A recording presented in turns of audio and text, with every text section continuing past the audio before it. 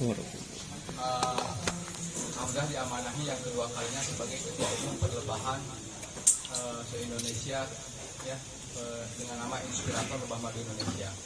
Yang mana tujuan kami adalah sebagai relawan. Kami di sini bukan sebagai pejuang, tapi kami di sini berdiri sebagai relawan perlebahan dengan tujuan memajukan perlebahan, menyelamatkan madu Indonesia. Memajukan perlebahan Indonesia, visi maksud dan tujuannya adalah bapak-bapak di sini masih banyak yang belum paham, bahkan takut framing yang diciptakan oleh negara luar kepada Indonesia supaya takut dengan lebahnya. Wah, jangan main lebah habis, menyengat, takut. Betul tidak? Betul. Pak Gungun takut ya dengan lebah habis ya. Di dalam Quran surat An-Nahl, Allah memerintahkan lebah, hai lebah. Lebah yang mana yang diperintahkan oleh Allah? Saya mau nanya. Lebah habis, lebah trigona, tawon gas. Coba lebah yang mana yang diperintahkan oleh Allah? Semua lebah yang menghasilkan tidak ada diskriminatif. Karena jelas yang keluar dari perut lebah itu adalah obat yang menyembuhkan bagi manusia. Saya akan cerita. Saya keluar SMA tahun 90, langsung terjun di dunia perlebahan, mengikuti jejak ibu saya. Aku masuk ke dalam hutan, sampai sejauh. Kami alhamdulillah sudah berekor, masih aman. Dari situ saya budidaya mempelajari lebah apis serana. Saya tinggal di dalam hutan dan saya menikmati hasilnya. Karena trigona baru familiar di Indonesia 5 tahun terakhir. Padahal trigona ditemukan tahun 1879 oleh Frederick Smith, oleh Cockerell di Sumatera, di Kalimantan, di Jawa. Ada 83 spesies trigona. Tapi mereka keep, mereka silent.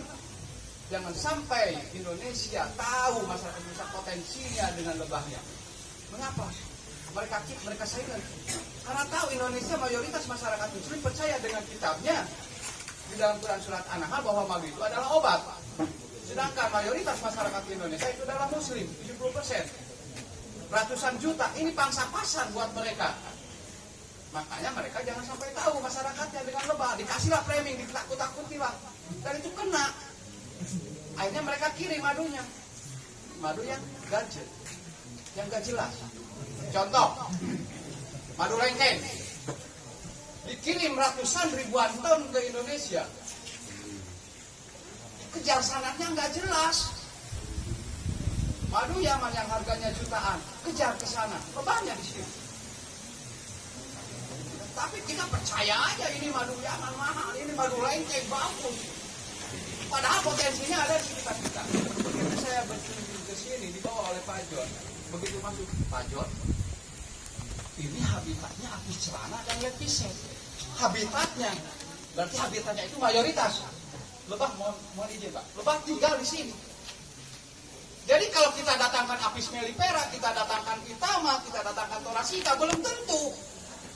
Karena di sini basicnya tuan rumahnya adalah apis celana dan lepis. Ternyata disurvei betul, di luas bambu ada lepis. Ya Pak Kades, serana ada banyak, di sini melimpah. Oh, di sini berarti habitatnya. Itu yang harus kita kembangkan. Bagaimana pengadaannya? Kita buat jebakan-jebakan. 2000 ini kita mau bercerita. 2010 istri saya divonis penyakit ITP, idiopathic thrombosis purpura. Tidak ada obatnya, tidak ada penyakit secara medis. Kelainan darah. 5 hari di operan di rumah sakit Immanuel swasta. Karena tidak ada obatnya dibawa pulang. Saya akan peternak lebah dari tahun 90. Masa tidak yakin dengan yang saya kelola, yang saya hasilkan? Mohon maaf. Saya apa tuh di bongohan itu, jadi secara sembunyi-sembunyi istri saya tutup dengan lebah. Lengkuknya. Begitu dientuk, mohon maaf, langsung dia guling-guling, bengkak-bengkak semuanya. Wah, bahaya ini. Dibawa ke rumah sakit gimana? Nggak ada obatnya lagi. Gitu kan. Akhirnya istri saya tertidur. Jarak 30 menit dia terbangun, terlihatan fresh, langsung ngajak ngobrol. Tadi pingsan. Nah, dari situ saya bertambah yakin. Gitu kan. Dikasihlah madu, dikasihlah bipolen. Waktu itu belum ada madu trigona. Lupa miliar tahun 2010. Alhamdulillah sampai sekarang istri saya. 2015-nya Rumah Sakit Cipto Mangunkusumo dan SCM mengundang, datang berkunjung, mengambil sampel darah istri. Kenapa? Karena di grup WhatsApp khusus ITP Smile penyakit darah ini, istri saya dari 2010 itu bertahan, udah 5 tahun, sedangkan yang lain udah berguguran, udah habis kontrak. Diambil sampel darahnya, jarak sebulan saya tanyakan, menunggu kabar dari Cina dan dari Jerman. Ternyata sampel darah istri saya dikirim juga ke 2 negara tersebut. Hasilnya 3 bulan baru lewat email dinyatakan di situ bahwa istri saya sudah sembuh, mendapatkan terapi. Kata saya, itu terapi sengat lebah. Yang namanya di kalangan Cina disebut dengan apipunktur. 1 kali sengatan bisa mencapai 50.000, bayangkan. Jenis sebenarnya apa itu? Apis. Yang di sini banyak celana. Yang di sini banyak celana. Makanya nanti bapak-bapak di sini memberdayakan apis celana, di samping menghasilkan madu, ya, bipolen, juga bisa belajar terapi akupunktur, pengobatan sengat lebah, terapi sengat lebah. Boleh bapak browsing literasi. Bahkan cairan sengatan lebah, fenomnya itu 1 liter mencapai 30 juta. Silakan di browsing di Google. Ya. Jadi Tuhan ini maha luar biasa memberikan wahyunya kepada lebah ini. Lebah yang manapun juga akan bermanfaat. Itu tahun 2015. Ya, tahun 2010 sampai sekarang alhamdulillah istri saya semakin baik. Tahun 2019 diuji lagi nih saya nih. Saya diuji lagi tahun 2019. Ini kita cerita dulu Pak ya, biar tambah yakin nih. Budidaya lebah madu bapak-bapak di sini. 2019 habis, kebetulan saya ini adalah imam yang baik buat rumah tangga saya. Saya mengimami istri saya pada saat sholat maghrib. Selesai sholat maghrib masih di kerudung, istri saya memberikan sepucuk surat cinta. Sip. Istri saya sambil menangis. Ayah, ini saya baca surat izin menikah lagi di atas materai. Apa ini masalahnya? Dia menangis. Ya, saya sudah tidak sanggup melayani sebagai seorang istri, khususnya dalam berhubungan. Kenapa? Ada selalu pendarahan. Ini berkaitan bertolak belakang dengan ITP. ITP itu sel darah putih yang dimakan, ya, jadi tidak boleh ada pendarahan. Darahnya itu mencair terus, tidak mengental, tidak kering. Jadi bertolak belakang. Wah, kata saya ini coba periksa ke dokter. Diperiksa ke dokter dinyatakan polip rahim. Polip rahim. Jadi di vagina itu ada benjolan 2. Jadi kalau si Udin menusuk-nusuk itu kelecet berdarah. Ini harus dinyatakan dioperasi segera. 2 dokter, 1 rumah sakit menyatakan harus dioperasi segera. Sedangkan bertolak belakang dengan ITP, dokter juga kebingungan. Loh, punya riwayat ITP toh? Iya, tidak boleh ada pendarahan. Iya. Akhirnya kan kita berserah diri lagi kepada Tuhan. Alhamdulillah, qadarullah sampai sekarang istri saya tidak dioperasi, sembuh kering itu polip. Dengan apa obatnya? Karena kebetulan saya sebagai peternak lebah pada saat panen madu apis cerana, itu lebah suka berdatangan. Betul Pak Kadir? Pada saat kita mengemas madu, lebah suka berdatangan. Ada yang keinjek, ada yang kejepit, otomatis disengat. Jadi autoimun istri saya sekarang kebal kuat. Nah jadi dengan sengatan lebah ini sangat luar biasa sekali. Nah di sini ternyata potensinya ada. Nah itu sebagai flashback, makanya saya begitu yakin. Saya baru 30 tahun dalam dunia perlebahan, dari tahun 90 sampai sekarang. Lebah saya ada di Belitung, di Gona, ada di Jambi, Lebah Melipera, dan di Riau. Dan di lokasi saya, di Bandung, khusus apis cerana. Kenapa? Karena vegetasinya lokasi saya itu apis cerana, habitatnya apis cerana. Maka itu yang kita kembangkan. Ya seperti di sini, habitatnya apis cerana, habitatnya lepiseks. Tidak perlu bermodal bapak-bapak. Cukup membuat kotak-kotak kosong aja. Amankan lebah-lebah liar yang ada di sini. Kembangkan di sini. Tapi kalau didatangkan lebah dari luar, baik itu apis cerana maupun trigona, tunggulah kehancurannya. Ya, kenapa? Karena berebut dengan lebah yang ada di sini. Ya, betul tidak? Lebah di sini kan sudah menguasai medan. Ini lebah yang didatangkan baru ke sini, dia harus cari pakan dulu, adaptasi dulu. Di sini ada lepisep, apalagi lepisep ini, mohon maaf, kalau di pemuda itu geng motor dia. Begal dia lepisep ini. Trigona Itama yang lebih besar itu kalah sama lepisep yang kecil. Pernah menemukan dirampok, dikuasai sarangnya, betul Pak? Betul. Bumbu. Jadi disesuaikan dengan tupoksinya, disesuaikan dengan habitatnya bila kita ingin budidaya lebah. Sepakat? Oke, baik. Nah sekarang kita ke inti materi. Ini jenis lebah. Indonesia surganya lebah di dunia.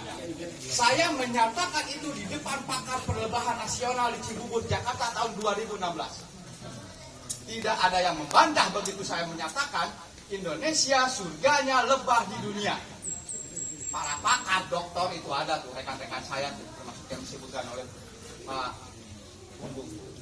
Tidak ada yang membantah. Kenapa Indonesia surganya lebah di dunia? 9 spesies yang ada di muka bumi, 6 spesies ada di Indonesia. Apis dorsata, Apis cerana, Apis nigrosinta, Apis florea, Trigona, Apis mellifera. Walaupun Apis mellifera didatangkan dari Australia, tapi dia bisa berkembang biak di Indonesia, menunjukkan Indonesia ini surganya lebah di dunia. Tapi masyarakat masih ada yang belum paham dengan lebah, dianggap hama, dianggap menakutkan. Padahal di dalam Quran surat An-Nahl, Allah menunjukkan kebesarannya melalui lebah bagi orang-orang yang berpikir. Jadi kalau orang yang tidak mau berpikir, udah jangan main lebah itu, takut, yang ini aja. Padahal di balik ketakutan itu ada obat yang menyembuhkan, yang dinyatakan oleh dokter tidak ada obat. Bapak stroke, encok, rematik, darah tinggi, jadi saya jadi kita mau obat. Pak Ahmad, tolong dong bawa lebah ke sini. Titik sengat yang sakit. Hanya berapa mikromili cairan sengat lebah, hanya berapa mikromili, tapi dia bisa membuka pembuluh darah yang tertutup. Buktinya, istri saya kelainan darah, autoimunnya agresif, saya darah putih dimakan. Ternyata orang itu tidak dilabrak, didobrak, dan pembunuh bakteri. 4 hari ke belakang saya harus kena usus buntu nih. Efek dari makan pedas terus di Sumut waktu Munas. Datang ke Bandung, ternyata dinyatakan usus buntu bengkak pedas. Ya Allah, saya nggak mau dioperasi, belum ada jadwal ini. Padat. Saya sengat, saya minum madu aji. Berbagai macam jenis madu, dari berbagai macam jenis lebah saya minum. Alhamdulillah saya bisa hadir di sini. Tidak perlu dioperasi.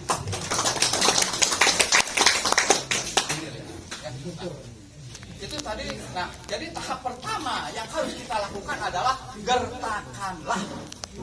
Jadi kalau Pak Bungkung tadi dibalik kan, lebah dulu, baru gertakan, baru penanaman kan. Kalau saya diutamakan dulu ini, gertakanlah. Gerakan tanam pakan lebah. Oke Pak Debi, di sini di Siluma ini madu banyak, lebah banyak, tapi madunya sedikit. Oh berarti di sini banyaknya sumber polen. Di sini ada sawit, ada kelapa, ada pinang. Oh ini sumber polen, lebah akan berkembang biak dengan bagus.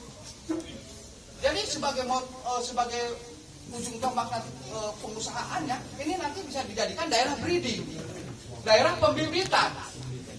Kalau dipaksakan untuk produksi madu, ini memerlukan waktu. Oh berarti ini pembibitan, breeding. Jadi nanti kalau dinas peternakan, ya dinas kehutanan atau dinas-dinas terkait yang membutuhkan pembibitan lebah, membutuhkan bibit, bisa disuplai dari desa sini. Jadi maksimalkan potensi yang ada di sini, yaitu breeding, pembibitan. Bagaimana cara pembibitannya? Untuk Apis cerana dan untuk Lepicep bisa ditaruh kotak-kotak jebakan, hanya modal kotak aja. Tapi kotaknya harus yang kotak standar. Kita jual, baru kita keluar Apis cerana, Lepicep. Ini daerah untuk pembibitan, ini untuk daerah breeding. Oh, untuk meningkatkan madunya bagaimana? Ya baru kita melakukan gerakan tanam pakan lebah. Oh, karena kekurangannya nektar, maka yang harus kita tanam itu adalah tanaman yang menghasilkan nektar yang melimpah. Karena di sini tanahnya mineral, berdasarkan hasil pengamatan saya keliling Sumatera, akasia ini bagus di tanah seperti ini. Break dulu ya. Semangat ya. Ya,